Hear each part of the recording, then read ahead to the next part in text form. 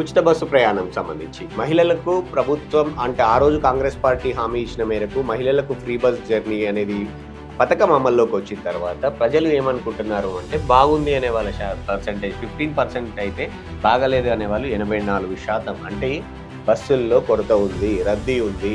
ఆ బస్సుల్లో ఉన్నటువంటి రద్దీ ఇటు పురుషులు తిట్టుకుంటున్నారు, అటు మహిళలు తిట్టుకుంటున్నారు. ఫ్రీ బస్ వచ్చిన తర్వాత ఫ్రీ బస్ ఎందుకు పెట్టి కూర్చోబోట్లేదు అనేది అక్కడ వీళ్ళు పురుషులు ఎలాగో తిట్టుకుంటారు, మేము డబ్బులు ఇచ్చి కూడా నిలబడిపోవాలా అనేది. సో దీనికి తోడు గ్రౌండ్లో చాలా డిపోల్లో ఒక విలేజ్ నుంచి అక్కడ మండల కేంద్రానికి కావచ్చు, జిల్లా కేంద్రానికి కావచ్చు, నియోజకవర్గ కేంద్రానికి కావచ్చు వెళ్ళేటువంటి బస్సులు కొరత చాలా ఎక్కువగా ఉంది. సో ఆ కొరత ఎక్కువగా ఉండడం వల్ల రష్ ఎక్కువ అవుతుంది. రష్కు తగ్గట్టుగా మనం బస్సులు అంటే ప్రభుత్వం బస్సులు ఇవ్వట్లేదు, సో సప్లై లేదు. సో అందుకని ఇది అసంతృప్తి అనేది చాలా స్పష్టంగా కనపడుతోంది. నెక్స్ట్ క్వశ్చన్కి వెళ్దాం. నెక్స్ట్ క్వశ్చన్లో కాంగ్రెస్ 6 గ్యారంటీలు అందించడంలో సక్సెస్ అయ్యింది అంటే అయ్యింది అనేవాళ్ళు కేవలం 25%, కాలేదు అనేవాళ్ళు 71%, నమ్మకం ఉంది అనేవాళ్ళు కేవలం 3%. సో ఇది కూడా అంతే. అయితే కేవలం 2 ఏళ్ళు అయింది గవర్నమెంట్ వచ్చి కాబట్టి. సో మహిళలకు ఇవ్వాల్సినటువంటి 2500 పథకం కావచ్చు, స్కూటీలు కావచ్చు, కాంగ్రెస్ ఇంకా ఇచ్చినటువంటి హామీలు కావచ్చు, అవన్నీ నెరవేరాలి. సో 2 ఏళ్ల వరకు మాత్రం అయితే 25% మాత్రమే అవుతుంది అన్నారు.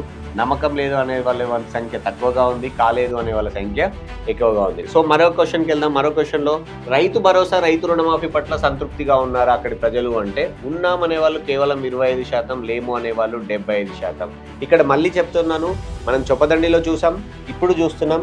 రైతులలో కొంత అసంతృప్తి ఉంది, కొంతగా చాలా ఉంది. ఎందుకు అనంటే రుణమాఫీ టైంకు కాలేదు, 2 లక్షల పైన ఉన్నటువంటి వాళ్ళకు కొర్రీలు వచ్చాయి, 2 లక్షలు దాటితే మీరు మిగతాది కట్టండి అని పాత బాకాయిలు పట్టుకుంటామని, లేకపోతే 2 లక్షల వరకు ఉన్న వాళ్ళ ఆ లిస్టులో ఉన్న వాళ్ళకి చాలా మందికి రుణమాఫీ కాలేదు.